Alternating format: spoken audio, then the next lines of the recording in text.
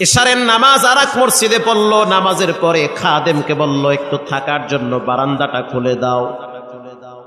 খাদেম বলল হবে না, কমিটি বলেছে রাত্রিবেলা এখানে কাউকে থাকতে দেওয়া হবে না। খাদেম যদি জানতো ইনি হলেন শ্রেষ্ঠ আলেম, মসজিদে রাখতেন না, মাথায় করে বাড়ি নিয়ে যেতেন। কিন্তু খাদেম তো চিনে না।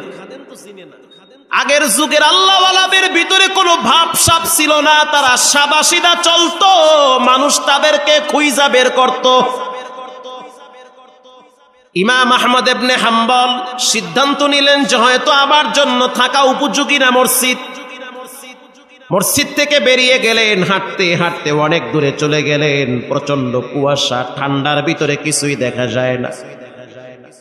কিছু দূর যাওয়ার পরে তাকায় দেখতে আছে চুলার আগুন উপরের দিকে উঠতেছে। বুঝতে আর বাকি নাই এখানে চুলা জ্বলতেছে।